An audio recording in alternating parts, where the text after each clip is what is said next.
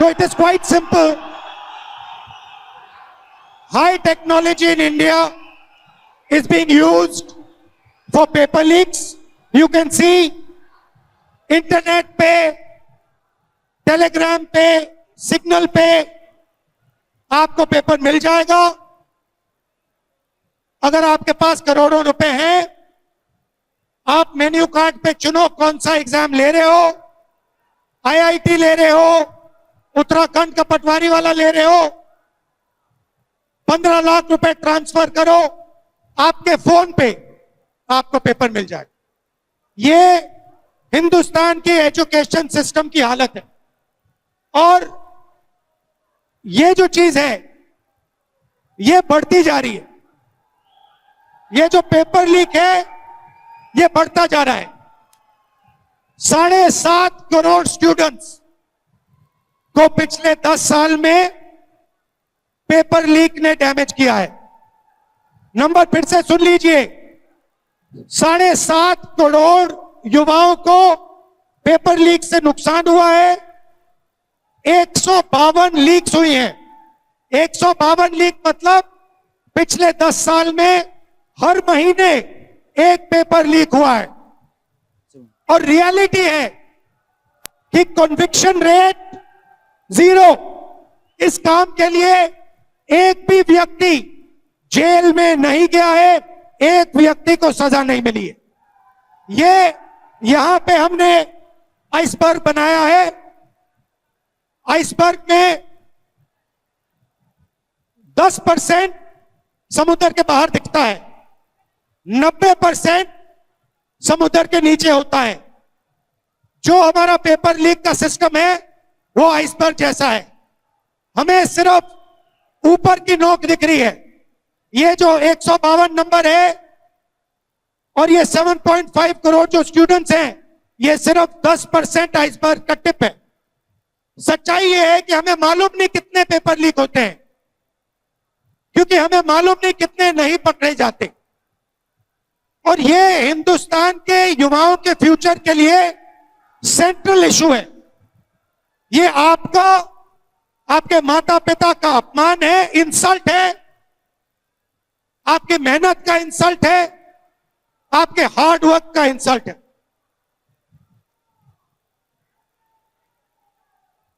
And now, sir, before we move on, How are you?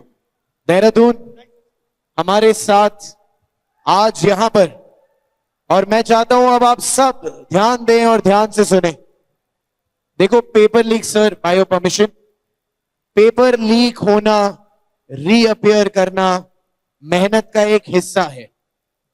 लेकिन sir ने जो आज स्टेज पर यहां पर आए हैं, आप ही की एक दोस्त है रिया कुमारी, उन्होंने अपनी जान दे देना ज्यादा इजी समझा रीअपियर करने से. तो मैं चाहता हूं कि आप सब, सर, आप यहां पर आए हैं, हम आपका स्वागत कैसे करें हमें नहीं पता, पर आप आज यहां 10,000 बच्चे आपको नमन करते हैं सर, और आपको प्रणाम करते हैं. Thank you so much for coming here sir. Thank you for coming. एक बार जोरदार तालियां हो जाए सर के लिए. Ramesh ji. Ultimate cost to a family of the stress of these exams, of the pain of these exams, is that the child themselves is no longer there.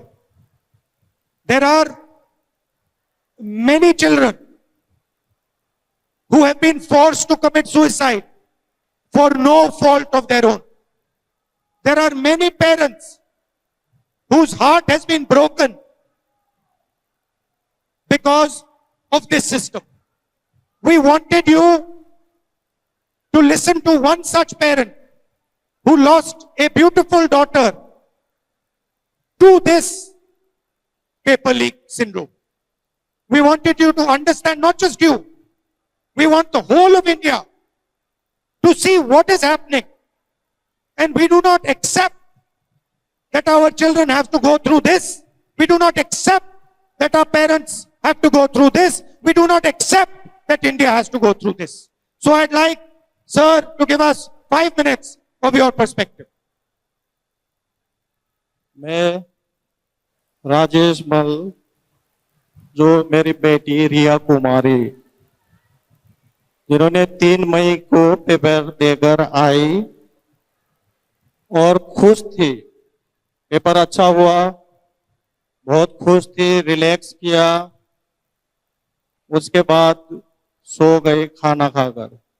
हमने अगले दिन पूछा उससे, पेपर कैसा हुआ बेटा?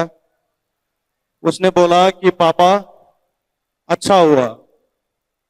और मैंने बोला चलो कोई बात नहीं, ठीक है, बहुत खुश थी। फिर 2-4 दिन के बाद जब ये मैसेज आया कि पेपर लीक हो गया है, तो मैं घर आया तो मुझे मेरी बेटी ने मोबाइल दिखाया और बोला कि पापा पेपर लीक हो गया। मैंने बोला अरे नहीं, पेपर लीक नहीं हुआ होगा, ऐसे ही वो होगा, खबर झूठी होगी। उसने बोला नहीं नहीं पापा, पेपर लीक हो गया। ये हम लोगों के साथ धोखा होता है, हर हमेशा ऐसे लीक हो जाता है और हम लोग मेहनत करते हैं लेकिन नतीजा हम लोगों के फेवर में नहीं आता कभी भी। तो वो परेशान हो गई। फिर बोला कि दोबारा पेपर होगा। दोबारा पेपर के उसमें वो थोड़ा चिड़चिड़ी हो गई। एनटीए जो ये पेपर कराती है, एनटीए ने एनटीए के ऊपर वो बहुत नाराज हुई। उसने बोला कि पापा हम जाते हैं पेपर देने, तो हमारे लिए इतनी पाबंदियां हैं कि हम एक कान में टॉप्स, हाथ में धागा, चप्पल में, ये सब नहीं लगाना है, चप्पल में जाना है। लेकिन ये लोग लीक कर देते हैं ऊपर से पेपर। ऐसा क्यों होता है? मैंने बोला बेटा ये तो सिस्टम खराब है, इस सिस्टम को हम नहीं बदल सकते। तू परेशान मत हो, अपना टेंशन मत ले। लेकिन वो उसका वो जो थी वो 10 घंटे पढ़ती थी, शाम को 6 बजे वो अपना खाना खा लेती थी। खाना खाकर वो ज्यादा कुछ ना खा के खाली फ्रूट्स जूस पीती थी, बोलती थी पापा नींद आता है इसलिए मैं नहीं खाती। 2 बजे 3 बजे तक वो रात को पढ़ती थी, पढ़ती रहती थी। लेकिन जब ये लीक हुआ पेपर, वो हुआ, वो बहुत नाराज हुई, बहुत शायद ज्यादा टेंशन ले लिया या क्या है। वो बोल रही थी जो मैं 1 साल से हम लोग तैयारी करके हम एग्जाम देते हैं, तो वो इतनी जल्दी दोबारा अब कैसे होगा? अब मैंने तो समझाया उसे, बेटा आगे कुछ वो मत कर, टेंशन ज्यादा मत ले, रहने दे बेटा, अब सबके साथ ही हुआ है। लेकिन वो बहुत नाराज थी एनटीए से। मैं सर को यही बोलना चाहता हूं कि सर ये शिक्षा प्रणाली जो भी है इसको थोड़ा सरल बनाइए। जो आज मेरी बेटी के साथ हुआ, मेरे साथ जो हुआ, वो किसी दूसरे के साथ ना हो। मेरी बेटी आज मेरे यहाँ नहीं है तो वो ना हो ऐसा। सर आप संसद में आवाज उठाइए और ये न्याय दिलाइए सबको, ऐसा किसी बच्चे के साथ ना हो। मैं बस यही आपसे विनती करता हूं सर। मेरी बेटी मुझे बहुत प्यारी थी, मैं नहीं रह पा रहा हूं उसके बिना, बहुत मुश्किल से जी रहा हूं और मैं बड़े मुश्किल से आया हूं, उसी के लिए मैं यहाँ आया हूं कि कम से कम सर आवाज तो उठा सकते हैं सदन में। आज इतने दिन हो गए लेकिन ये मैं वही देख रहा था कि मेरी बेटी के साथ साथ और भी बच्चे हैं जिन्होंने अपनी जान दी है, उनके लिए एक मैसेज तक नहीं है कि श्रद्धांजलि नहीं है उनको, एक कुछ मैसेज नहीं है। कम से कम आप इस्तीफा मत दो, कम से कम श्रद्धांजलि तो दे दो बच्चों को। मैं बस सर ज्यादा तो कुछ कह नहीं पाऊंगा, मैं आपसे थोड़ी उम्मीद है, वो उम्मीद को जगाए रखिए, यही मेरी आपसे विनती है सर।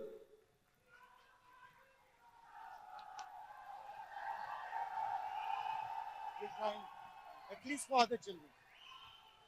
Lovely.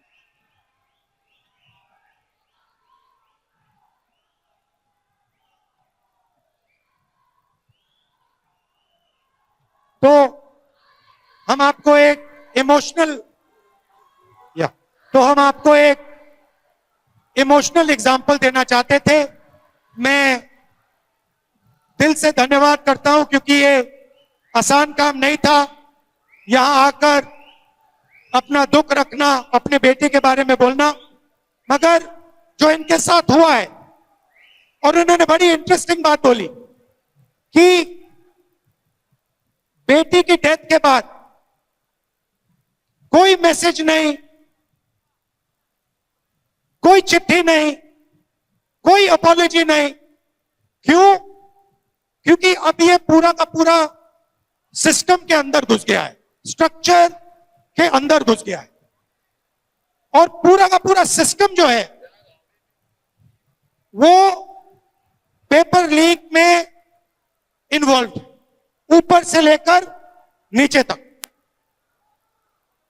नीचे लेवल पर coaching centre, exam centre, paper setters, translators, printers, transporters में भ्रष्ट लोग, उससे ऊपर माफिया, वेंडर्स, उससे ऊपर नेशनल टेस्टिंग एजेंसी, उससे ऊपर मिनिस्ट्री में लोग, मिनिस्ट्री, ये पूरा का पूरा स्ट्रक्चर है और ये आप पर आक्रमण कर रहा है, आपकी मेहनत का मजाक उड़ा रहा है, आपसे पैसा छीन रहा है।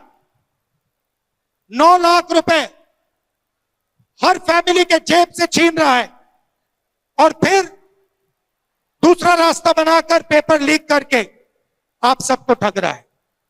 दूसरी तरफ मीडिया शादी की बात करेगी, चीता की बात करेगी, मगर पेपर लीक की बात कभी नहीं करेगी।